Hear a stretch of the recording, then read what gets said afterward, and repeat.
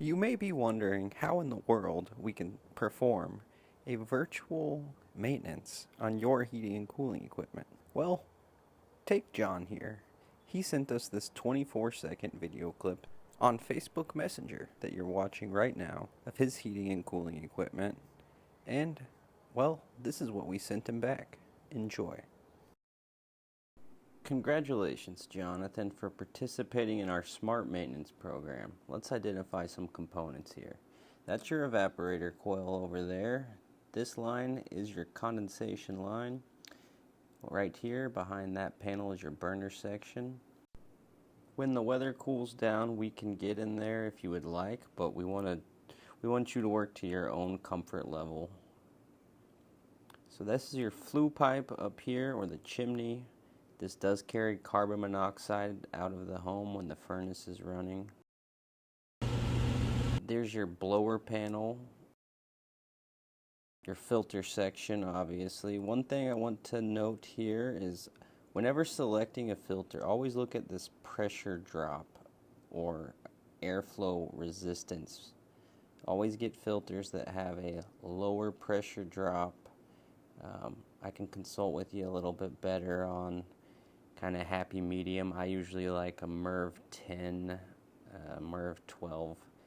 It's kind of the best filter to catch particulates, but also not be too restrictive.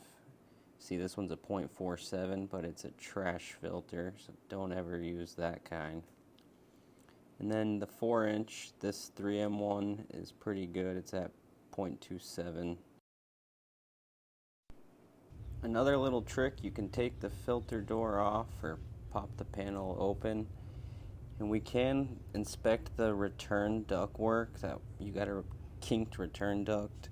I would encourage you, or not encourage you, I would require you to watch this video on my YouTube channel.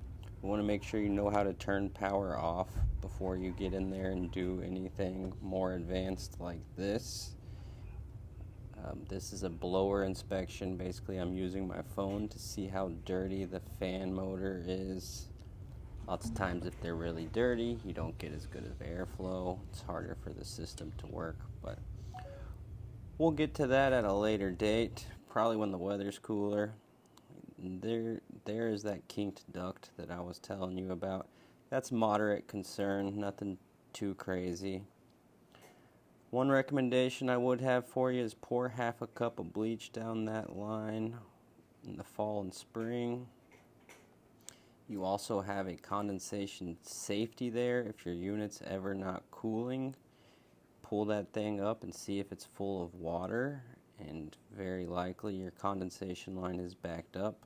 Can also teach you how to blow those out if you desire. My recommendations would be locate where the power switch is for your furnace, as well as the gas shutoff. Couldn't see those in the video. Also, if you want to do this same thing for your air conditioner outside and your water heater, I'd be more than happy to take a look at those for you too and provide the same service as I did here with the furnace. I think this is a decent start. Please let me know what your feedback is. And thank you again so much, Jonathan. Look forward to providing you with as much or as little education about this stuff as you want.